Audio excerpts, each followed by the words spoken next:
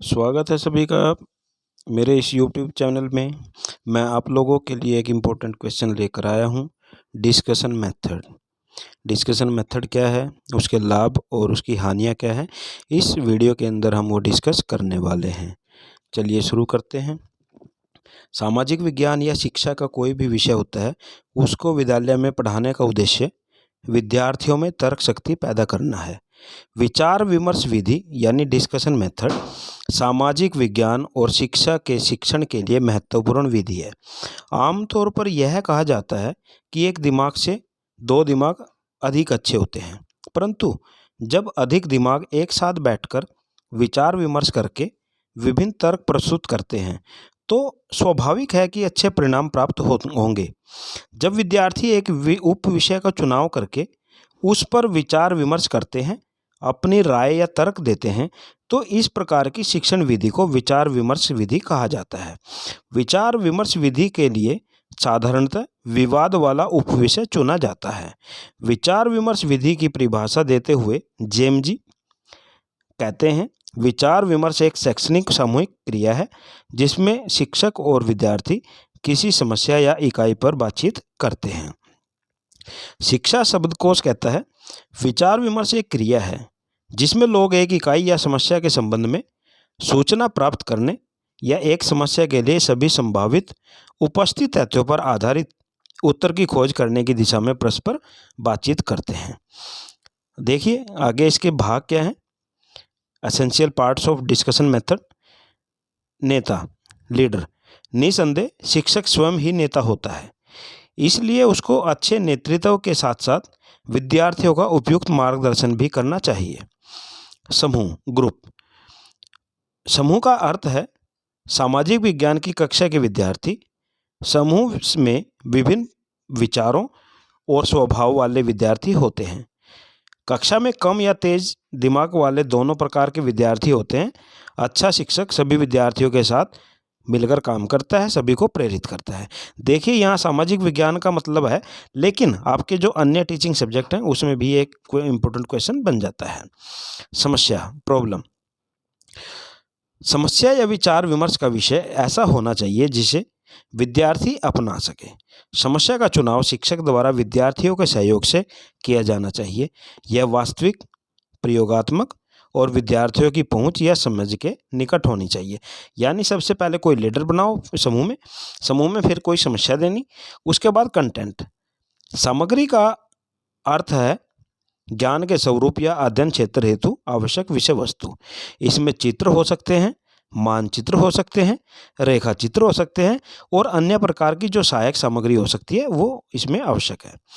विचार विमर्श विधि की तकनीक, टेक्निक ऑफ डिस्कशन मेथड्स। विचार विमर्श अनौपचारिक भी हो सकता है और औपचारिक भी हो सकता है। इसकी कुछ टेक्निक हैं जो इस प्रकार है। कक्षीय विचार विमर्श, क्लासरूम डिस्कशन। कक्षीय विचार विमर्श में विद्यार्थी अपनी कक्षा में विचार विमर्श करते हैं। वाद विवाद, डिबेट।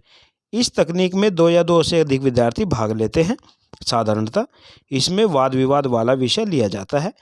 इसमें कुछ विद्यार्थी उप विषय के पक्ष में बोलते हैं, कुछ विपक्ष में बोलते हैं। विचार गोष्ठी। इस विधि में जो उप विषय चुना जाता है उसके विभिन्न पक्षों के बारे में विद्यार्थी अपनी विचार भाषण द्वारा या पेपर पढ़कर प्रस्तुत करते हैं। एक अच्छी विचार गोष्ठी में भाग लेने वाले जो विद्यार्थी होते हैं उसकी 4 या 5 संख्या होनी चाहिए। यह विचार गोष्ठी सभी विद्यालयों की एक साथ करवाई जा सकती है या करवाई जानी चाहिए। सामूहिक विचार विमर्श। इस तकनीक में 4 से 6 तक विद्यार्थियों का एक समूह बना लिया जाता है। आम श्रोताओं के विचार विमर्श में भाग लेने से पहले ही समूह के सदस्यों को अपने विषय के विशेषज्ञ होते हैं और अपने अपने विचारों पर समूह में चर्चा कर लेते हैं। इसमें सदस्यों की ओर से भाषण नहीं दिए जाते बल्कि औपचारिक बातचीत होती है। सेमिनार। इस विधि में एक उप विषय पर पेपर पढ़ा जाता है और बाकी सभी जो श्रोता होते हैं वो सुनते हैं। पेपर पढ़ने के बाद सेमिनार दे रहे विद्यार्थी से प्रश्न पूछे जाते हैं। कार्यप्रणाली कैसे काम करती है? यानी प्रोसीजर क्या है डिस्कशन मेथड का? योजना, सबसे पहले प्लानिंग बनाई जाती है। विचार विमर्श विधि की सफलता एक अच्छी योजना प्रणाली पर निर्भर करती है। योजना का मतलब आप ये भी देख सकते हैं कि कोई भी काम जब हम कभी करते हैं तो वो काम तभी फलीभूत हो सकता है जब आप उसकी कोई प्लानिंग बना के चलें। जैसे क्लासरूम के अंदर अगर टीचर पढ़ाने जा रहा है तो उससे पहले उसका जो टॉपिक होता है वो उसको एक बार वो देख के फिर कक्षा के अंदर अगर जाए तो वो अच्छी तरह से उसको पढ़ा सकता है। ऐसे ही अगर विद्यार्थी अगर उसको लगता है कि आज टीचर ये टॉपिक पढ़ाने वाला है तो एक बार खुद रिवाइज करके जा सकते हैं, वैसे पढ़ के जा सकते हैं, तो उससे उसका जो मेंटल लेवल है वो भी डेवलप होगा और जो टॉपिक है वो उसको आसानी से समझ में आ सकता है। तो ये होती है प्लानिंग, तैयारी, प्रिपरेशन। विचार विमर्श का अगला चरण है तैयारी। किसी भी विचार विमर्श का विषय स्पष्ट और शिक्षक के अधिकार क्षेत्र में होना आवश्यक है ताकि शिक्षक अपनी योग्यता और तर्कशीलता से विद्यार्थियों को विषय से परिचित करवा सके। नेक्स्ट आ जाता है विचार विमर्श संचालन, कंडक्ट ऑफ डिस्कशन। विचार विमर्श प्रणाली का संचालन ऐसा हो जिससे विद्यार्थी विचार विमर्श प्रणाली में भाग ले सके और अपने विचार पूरी तरह से स्वतंत्रता और दृढ़ता के साथ प्रस्तुत कर सके ताकि जो पिछड़े विद्यार्थी हैं उनको भी प्रेरणा मिल सके। मूल्यांकन, विचार विमर्श प्रणाली का निरंतर मूल्यांकन होना आवश्यक है क्योंकि विचार विमर्श के परिणामों के साथ साथ समस्याओं का समाधान भी हो सकता है। लाभ, विचार विमर्श प्रणाली के लाभ क्या हैं? तर्क शक्ति का विकास, डेवलपमेंट ऑफ रीजनिंग। यह विधि सामाजिक विज्ञान के उद्देश्यों की पूर्ति के लिए लाभदायक है क्योंकि इस विधि द्वारा विद्यार्थियों की तर्क शक्ति का विकास किया जाता है। अगर यहाँ पे ये क्वेश्चन दूसरे किसी सब्जेक्ट में आ सकता है तो जैसे ये सामाजिक विज्ञान लिखा हुआ है तो आप उस विषय का नाम लिख सकते हैं। नेक्स्ट है सभी विद्यार्थियों के लिए लाभदायक, बेनिफिशियल टू ऑल स्टूडेंट्स। यह विधि मिडिल, हाई, सीनियर सेकेंडरी या उच्च शिक्षा के सभी विद्यार्थियों के लिए लाभदायक है। क्यों? क्योंकि वे अपने अपने स्तर पर विचार विमर्श द्वारा विषय के बारे में स्पष्ट हो जाते हैं। लोकतांत्रिक मूल्यों का विकास, डेवलपमेंट ऑफ डेमोक्रेटिक वैल्यूज। यह विधि लोकतांत्रिक मूल्यों का विकास करती है क्योंकि प्रत्येक विद्यार्थी को अपने ढंग से प्रश्न पूछने का अधिकार होता है और साथ साथ अनुशासन का कर्तव्य भी अच्छी तरह से निभाया जा सकता है। इस विधि द्वारा विद्यार्थी संसद का प्रशिक्षण प्राप्त करते हैं। नेक्स्ट आ जाता है स्पष्ट ज्ञान, क्लियर नॉलेज। इस विधि द्वारा विद्यार्थियों के ज्ञान में स्पष्टता आती है और उनकी जो धारणाएं होती हैं वो स्पष्ट हो जाती हैं। चेतना का प्रसार, एक्सपेंशन ऑफ कॉन्शियसनेस। इस विधि द्वारा विद्यार्थी सामाजिक वातावरण में सीखते हैं और उन्हें कक्षाओं के नीरस वातावरण से मुक्ति होती है। इस प्रकार इस विधि द्वारा विद्यार्थियों में मानसिक चेतना उत्पन्न होती है। आत्मविश्वास द्वारा नेतृत्व का विकास, development of self confidence and leadership. विचार विमर्श विधि विद्यार्थियों में आत्मविश्वास उत्पन्न करती है। यह नेतृत्व के गुणों का विकास करती है और इस विधि द्वारा विद्यार्थी अपनी योग्यता के अनुसार, अपने सामर्थ्य के अनुसार नेतृत्व के गुणों का विकास करता है। संचार शक्ति का विकास, डेवलपमेंट ऑफ कम्युनिकेशन स्किल। विचार विमर्श विधि विद्यार्थियों की संचार शक्ति का विकास करती है क्योंकि इस विधि द्वारा विद्यार्थियों को बोलने के अवसर प्रदान किए जाते हैं, अपना सुझाव देने की छूट होती है और इससे उनकी जो अभिव्यक्ति होती है वो भी बढ़ती है। नेक्स्ट आ जाता है आत्म मूल्यांकन में सहायक, हेल्पफुल इन सेल्फ इवैल्यूएशन। यह विधि विद्यार्थियों में आत्म मूल्यांकन की रुचि पैदा करती है। यह उनकी प्रगति, वृद्धि को देखने में ही नहीं बल्कि दृष्टिकोण स्थापित करने में भी सहायता करती है। मनोवैज्ञानिक विधि, साइकोलॉजिकल मेथड। इस विधि में विद्यार्थियों को मानसिक तथा बौद्धिक आवश्यकताओं को ध्यान में रखकर उपयुक्त उपविषयों, साधनों, सामग्री का चुनाव किया जाता है। इस विधि में विद्यार्थियों की भूमिका बहुत सक्रिय होती है, यानी वो एक्टिव बने रहते हैं। रटने की प्रवृत्ति को निरुत्साहित, डिस्करेज क्रैमिंग। सामाजिक विज्ञान विशाल विषय है।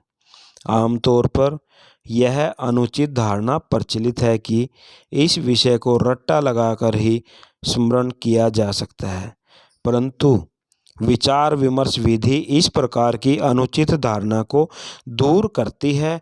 इस विधि द्वारा विद्यार्थी अपनी समस्याओं का समाधान आसानी से कर लेते हैं, सुगमता से कर लेते हैं। विचार विमर्श की हानियाँ क्या हैं? Demerits of discussion method. विचार विमर्श विधि जहाँ विद्यार्थियों के लिए लाभदायक है, वहीं पर इसकी कुछ हानियाँ भी हैं, जैसे अधिक समय लेने वाली, टाइम कंज्यूमिंग। विचार विमर्श विधि के लिए खुला समय चाहिए, क्योंकि इसके अंतर्गत चुने हुए जो उपविषय होते हैं उन पर व्यापक चर्चा की जाती है और चर्चा के दौरान जो समय होता है वो कम पड़ जाता है, इसलिए इसमें समय अधिक लगता है। नेक्स्ट आ जाता है पाठ्य वस्तु की समस्या, प्रॉब्लम ऑफ सिलेबस।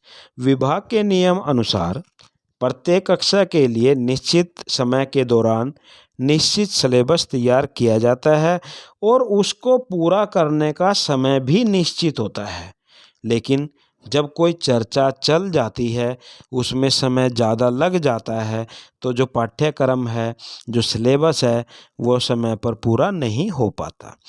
योग्य शिक्षकों की कमी, लैक ऑफ कैपेबल टीचर। विचार विमर्श विधि को सफलतापूर्वक लागू करने के लिए आवश्यक है योग्य शिक्षक, लेकिन ऐसे योग्य शिक्षकों की कमी रहती है। छोटी कक्षाओं के लिए उपयुक्त नहीं, not suitable for lower classes. विचार विमर्श विधि छोटी कक्षाओं के लिए अधिक उपयुक्त नहीं होती, क्योंकि इन कक्षाओं के बच्चों का ज्ञान उतना व्यापक नहीं होता और न ही उनकी चिंतन शक्ति और दृष्टिकोण विशाल होता है। यह कमी भी इसके प्रभावशाली प्रसार को बाधित करती है। सभी विद्यार्थियों के लिए लाभदायक नहीं, not suitable for all students. विचार विमर्श विधि सभी विद्यार्थियों के लिए लाभदायक नहीं होती। आमतौर पर कक्षा के प्रतिभाशाली विद्यार्थी इसमें भाग लेते हैं और जिन विद्यार्थियों की पकड़ विषय पर कम होती है वो इस विधि में भाग नहीं लेते, वो शर्मीले होते हैं।